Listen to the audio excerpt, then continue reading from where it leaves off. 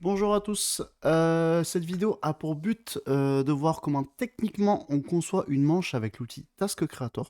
On ne va pas voir d'un point de vue sportif ou d'un point de vue stratégique la conception de manche, je parle bien d'un point de vue technique. Donc c'est comment on se sert du logiciel Task Creator. Donc si vous savez déjà vous servir du logiciel, vous n'avez pas forcément le besoin de regarder cette vidéo. Et sinon, pour les autres, je propose qu'on aille directement sur le sujet. Du coup, on est sur Task Creator, vous avez le lien en annexe. Il faut charger le fichier balise. Donc, soit vous cliquez sur Drop File et puis vous allez chercher dans vos petits dossiers, soit vous faites glisser directement le fichier balise dans l'outil.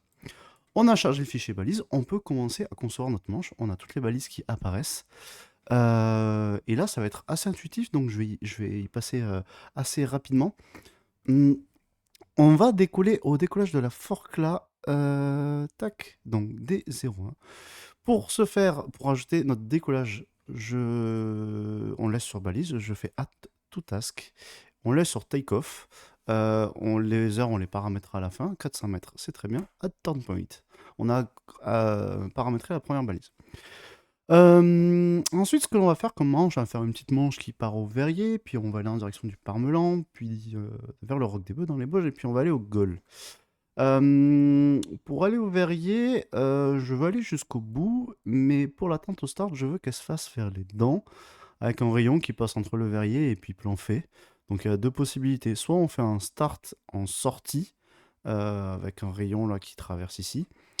Soit on met, je pense que la B1, on va utiliser la B07. Soit on remet la même balise pour faire un start en entrée. L'inconvénient de Task Creator par rapport à Xtrack, c'est que le start en entrée et en sortie n'est pas généré automatiquement, donc il faudra le mettre. Ça va être notre B1 et notre start. Du coup, je vais faire un start en entrée. Donc, je fais add to task start. On va laisser 6000 mètres, je vais voir ce que ça donne. L'heure, on le verra à la fin. Vu que c'est une course au but, des portes, il n'y en a qu'une seule.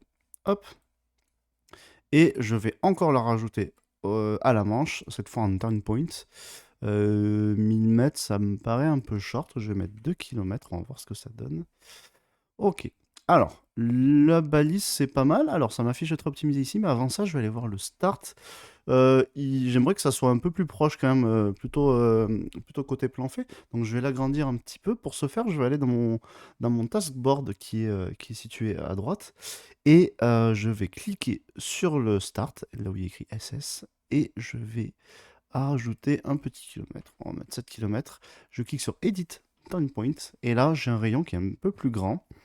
Les pilotes pourront se mettre en attente sur les dents et puis au moment du start, ils pourront s'avancer en direction de la B1, dont le rayon me plaît bien. Alors, le trait optimisé est placé là, mais comme ensuite on va aller en direction du parmelan, le trait optimisé devrait se décaler un petit peu par là. Donc, je vais placer la prochaine balise et ensuite on reviendra à cette balise si besoin. Euh, Là, il y a le chalet Chapuis. J'aimerais bien aller dans cette direction. Sauf que j'aimerais aussi qu'ils aient des pilotes et la possibilité, plutôt que d'aller directement sur le chalet, d'aller plutôt, enfin, qu'ils puissent également aller, si besoin, vers le Parmelan. Du coup, au lieu de mettre la B17, je vais mettre la B16 pour avoir un grand rayon qui ressemble, enfin, pour avoir un grand rayon et du coup, plutôt que faire un petit cylindre très restrictif, ouvrir les deux options, vu que ça sera plutôt une ligne droite. On va mettre 3 km, on va voir ce que ça donne. Hop, add turn point. C'est bien. Alors, ça fait arriver pile dans le col. Là, on sait que potentiellement, il y a le câble aussi qui peut gêner. Je vais l'agrandir un petit peu. Donc, hop, je reviens encore à droite. Je clique sur ma B16 et je vais rajouter 500 mètres. Edit on point. Et on est bien. Parfait. Balise suivante, je veux qu'ils aillent en direction du Roc des Bœufs. Sauf que si je mets directement le Roc des Bœufs, il va y avoir deux options. Soit il repasse par plan fait et par les dents ici, soit il repasse sur les faces sud-ouest du verrier.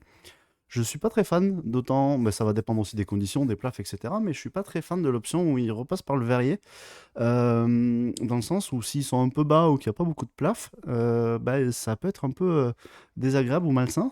Donc je vais fermer cette option. Pour fermer cette option, avant de mettre directement les boches, je vais rajouter une balise qui refait passer à proximité des dents ou de plan fait. Donc je vais mettre la B66, add to task. Je vais mettre 2 km, on va voir ce que ça donne. Euh, Alors, on n'a pas le décollage qui est dedans. Du coup, je vais la grandir un petit peu. Hop, je vais rajouter 500 mètres. Histoire qu'il soit pas forcément... que même s'il soit un peu bas, il puisse passer la balise. Et le trait optimisé est là, mais comme ils vont continuer en direction de Roc des Bœufs, il va se décaler un petit peu en direction du décollage. Du coup, je vais placer la balise suivante. Alors, on a le relief. Je veux éviter de placer une balise qui mène sur le relief. J'aimerais bien les faire sortir un petit peu du relief en direction de la plaine. Mais j'ai un petit doute sur le plat, admettons, et j'aimerais quand même garder la possibilité qu'ils puissent la passer au relief si jamais les conditions soient pas aussi bonnes que prévu. Donc, ce que j'aimerais bien avoir, c'est un grand rayon qui passe en biais, en diagonale, comme ça. De sorte que ce que serait le plus optimisé, le plus rentable, ce soit d'aller passer la balise en plaine, avoir un train optimisé qui soit en plaine plutôt que sur le relief, mais que même s'il reste au relief, il puisse faire le détour et aller claquer la balise. La B46 me paraît bien positionnée. Hop, je vais rajouter, on va dire, 8 km, on va voir ce que ça donne. Je vais regarder mon trait optimisé qui est plutôt très bien placé là, ça me va très très bien là où il est, donc on va le garder comme ça de la balise précédente. Et lui, la balise, elle me plaît pas. Je vais l'agrandir un petit peu parce que le trait optimisé, il est carrément au Seine-Nose. Et on n'a pas la possibilité de. Ça reste très loin du relief. Donc je reviens sur ma B46. Je vais rajouter 2 km Edit Endpoint. Et là, on est pas mal. Alors, le trait optimisé est encore très en direction du Semnose, mais il me manque la balise d'après. On a dit qu'on voulait aller au goal. Donc, je vais mettre la balise du goal. On va voir ce que ça donne. Je veux qu'il y ait le goal et aussi l'arrêt des pointants, l'ESS. D'abord, je vais mettre l'ESS. Je vais mettre 2 km autour du goal. Et je vais encore remettre la A03 goal cylinder. Il me le met automatiquement. Par contre, nous, on aime bien mettre 200 mètres plutôt que 400 mètres. Et les horaires, on verra à la fin. Alors effectivement, mon trait optimisé est bien mieux placé, donc en termes de distance, en termes de temps, ça va être rentable de s'échapper un petit peu du relief pour claquer la balise devant, ou alors de prolonger un petit peu par là, ou de faire l'entre-deux, il n'y a pas de souci. Par contre, cette trajectoire-là, elle me plaît pas, pour deux raisons. Accessoirement, là, il suffit qu'ils soient 3 mètres au-dessus de relief, et puis ils ont la hauteur pour se jeter en direction du goal, et ça risque d'être un petit peu dégueulasse derrière. Puis le SS, là, il me plaît pas trop. On voit qu'il est quand même, voilà, il est mal placé.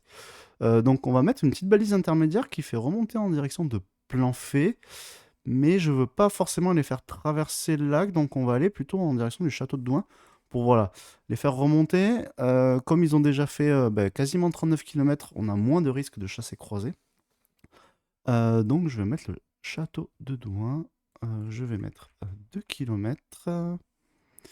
Et là, on voit que, oui, la balise, elle s'est rajoutée à la fin, si on regarde dans mon taskboard à droite. Du coup, pour modifier l'ordre des balises, vous restez cliqué dessus et vous pouvez les déplacer librement. Et hop, vous voyez, le trait s'est réadapté et c'est repositionné. Ça fait encore traverser un peu trop sur le relief. Du coup, je vais cliquer sur ma B04, ici, et je vais rétrécir, je vais mettre 1500 mètres. Voilà, et là, ça me paraît un peu plus cohérent. Ensuite, on va s'intéresser un petit peu à la rentrée au goal. Ce qui me plaît bien déjà, c'est qu'ils sont poussés par la brise, ils sont vent arrière, ils sont vraiment dans le tube de brise. Et ensuite, donc entre l'ESS et le goal, alors, il n'y a pas 10 000 posés, mais il y en a, si jamais il y a l'atérocive. Bien évidemment, ils n'ont pas forcément le droit d'y poser, mais bon, s'il n'y a que ça, il n'y a que ça. Mais il y a encore d'autres voilà, il y a encore d'autres possibilités, d'autres terrains par là. Et ce qui me plaît beaucoup, et c'est l'avantage aussi de l'outil Test Creator, c'est qu'on peut mettre la vue satellite. Et on va s'intéresser. Alors oui, voilà. Et on va s'intéresser, voilà, je dis, il y a quelques champs pour poser au cas où. Et puis on va s'intéresser au rayon du goal, où là on voit que s'ils arrivent un peu short, il y a quand même de la marge, hein. Il y a tout ça de champs, donc on est plutôt pas mal. Voilà, donc on a fini notre petite manche, hein. Je vais pas s'éterniser, vous avez vu, il est vraiment très intuitif et très simple. Vous pouvez modifier toutes les balises à droite, que ce soit en termes de rayon ou en termes de type de balise, mais il est plutôt bien conçu et tout se met dans l'ordre. On vérifie. Take off, start big section, donc notre start qui est ici. On a toutes nos balises, clac, clac, clac, clac, clac, dans l'ordre. On a notre ESS, End of Speed Section. Et ensuite, on a notre goal ici à 200 mètres de rayon. Donc la manche est plutôt bien. Il reste les horaires à mettre. Pour mettre les horaires, c'est un peu délicat ici.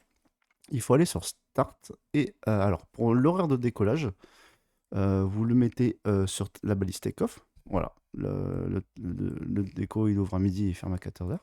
Pour le start, ben, il ouvre à 14h. Voilà. Et ensuite, pour la fin de manche, pareil, vous allez sur le goal. Voilà. Et vous mettez l'heure. Pour la fin de manche, il faut se positionner sur le goal. Et c'est ici. De sorte à ce que ben, ça vous sorte. Voilà, vous pouvez modifier le numéro de la manche, hein, si c'est le deuxième ou troisième jour. Euh, Tac. Vous pouvez même inverser pour le taskboard, voilà, inverser de droite-gauche. Manche numéro 1, la date d'aujourd'hui. Et ensuite, ben, vous avez tous vos horaires qui sont affichés. La manche, elle n'est pas forcément exportable. Le logiciel n'a pas été encore finalisé pour que ça puisse exporter librement comment dire, sur XCTrack. Par contre, le taskboard, du coup, vous pouvez l'avoir en page tout entière ici, du coup en version imprimable. Tac. Et vous pouvez même l'exporter, hop, si vous faites print, vous pouvez même l'exporter en PDF là, si vous prenez print ou PDF, il n'y a aucun souci. Voilà, j'espère que voilà, la petite vidéo vous a aidé. Il était vraiment très simple d'utilisation, il n'y a rien de compliqué. Si vous avez des questions par rapport à cet outil ou autre, n'hésitez pas à m'écrire ou à m'envoyer un petit message. Et sinon, ben, je vous souhaite bonne conception et dessin de manche sur votre compétition.